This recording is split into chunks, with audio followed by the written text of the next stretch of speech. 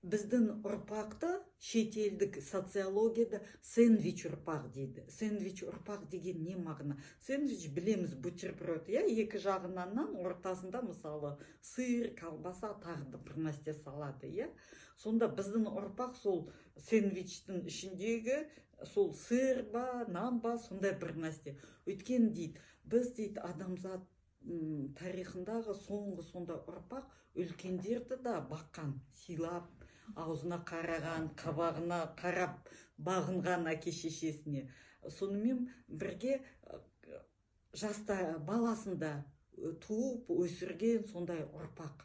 Өйткені қазіргі жастарға қарасаң, енді Құдай бетін ары қылсын, көптеген жастар анау child free деген әңгіме шығарады. Өзім үшін өмір сүруім керек деп шығады. Сосын үлкендерге келгенде тағы да қисайып қалады. Сепарация, бөлініп шығу дейді.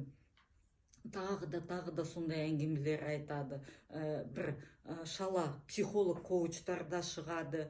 Ата-анаңа сен көмек берсең, ол ата-анаң нашар дейма, анаңды көлікті алдына отырғысаң, әйеліңді отырғыспа, анаңды отырғысаң, ол сен подкаблучник, маменькин сынок, неше түрлі сөз табылады ғой. В общем, анаңнан сепарациядан өтпеген деген. Сепарацияның көкесін қазақтар білді. 15-те отау иесі дегенде, демек ол 15-те үйленеді, бәрібір қазір біздің ұғымыз дұрыс емес, отау ол бөлек үй болады. Біраздан кейін көзі тірісінде әкесі оған енші береді, енші бөліп береді, және де мынау қазан береді дегендей. Сондай бөлек шығады, ол сепарация.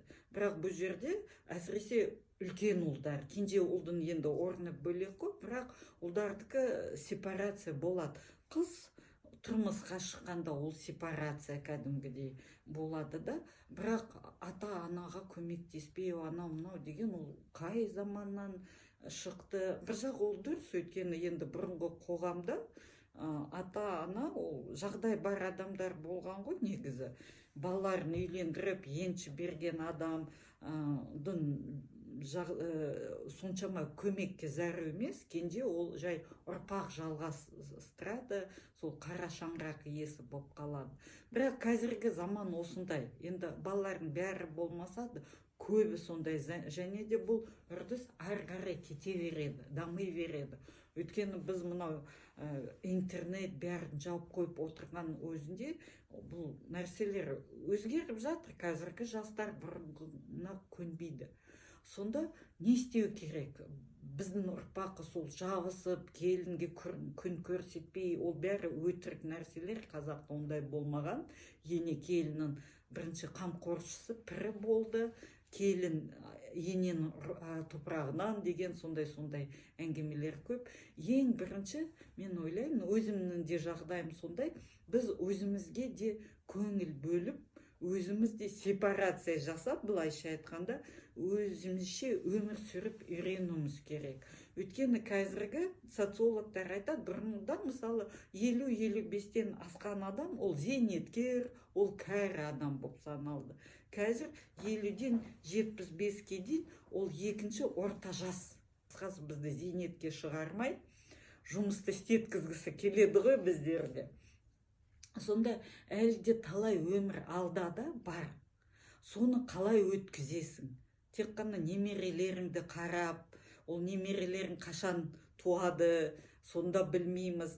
Жоқ, өйтіп өмір сүруге болмайды. Мен өзім үшін мынау 50-ден кейін мысалы жүзіп үйрендім. Кәдімгідей бассейнге барып, спорттық жүзіп үйрендім. Басымды суға салып дегендей қиналсам да соны меңгердім. Тағы да қысқасы денсаулығымды қарайтын болдым. Сосын өзіме бір ермек, қызығушылық табатын болдым. Іздеп, сондаймен әуестенетін болдым. Өйткені ертең балаларым мені жақсы көреді, ол ешқандай сөз жоқ, көмектескісі келіп тұрады. Бірақ ертең ол мысалы шетелге барып оқиын десе, менің анам қалай болады, оның жағдайын кім жасайды, менің анам мені сағынып, үйде сары уайымға салынып отырмай ма деген балаларда сондай күмән болмау керек. балар менің мамам кәдімгідей денсаулығы күшті, өзі пысық, талай қызығушылығы бар, достарымен құрдастарымен араласып жүрген мықты адам деген сенім болу керек балаларымызда. Мысалы менің анам 55 жасында қайтыс болды. Сонда ол былай қарап тұрсам, нағашыларымда 4 ұрпақта 55 жасында қайтыс болған анам ең ұзақ өмір сүрген адам болып тұр. Өйткені кілең аталарымыз соғысқа қатысады, ерікті ретінде шығады. Қалай соғыс болып жатқанда мен елде жатамын ба, ауылда жатамын ба деп көтеріліске қатысады, я ауруға шалдығып ерте қайтыс болады, тағы да сондай. Әжелеріміз де босанып, ашаршылық кезінде қайтыс болады. Сондай болды да, нағашы әжем Құдайға шүкір 77-ге дейін жасады, бірақ нағашыларым кердері 4 ұрпақ ерте кеткен адамдар ғой. Сонда мен сол мамам қайтыс болған кезімнен өтіп кеттім. Оны синдром годовщины қазақта ру жасы дейді, тек жасы дейді. Тек тануда ол кәдімгідей бағдарлама екен. Осындай жаста адам бір проблемаға ұрынып қайтыста болуы мүмкін. Содан өттім, психологиялық өзіммен өзім жұмыс істеп, Құдайға шүкір, денсаулығымды бағып жүрмін, күтіп жүрмін өзімді. Және де бір қызықты нәрселерді тауып жүрмін. Мынау мысалы Инстаграм, ТикТок. 5 жыл бұрын мен осылай видеоға сөйлеп, соны жазып саламын деп еш ойламайтын едім. Ол да бір тапқан жаңа өмірімдегі жаңа бағыт деп ойлаймын. Соның үшін өзімен шамалас адамдарға айтатын ақылым осындай. Қазір үкімет жағынан да негізі ақша бөлінеді, мынау егде жастағы адамдарға бір орталықтар ашылып жатыр. Негізі оған ақша бөлінеді, бірақ кейбіреулері белсенді жұмыс істейді. Мысалы Астанада мен Түгезден қайрасам, мынау Нұрсаяда істейтін орталық күшті істеп жатыр жұмысын. Басқа әрбір ауданда орталық бар, бірақ олар ондай жұмыс істемейді деп түсіндім. Бірақ талап ету керек. Көптеген үйірме, секциялар зейнеттегі адамдарға жеңілдік жасайды.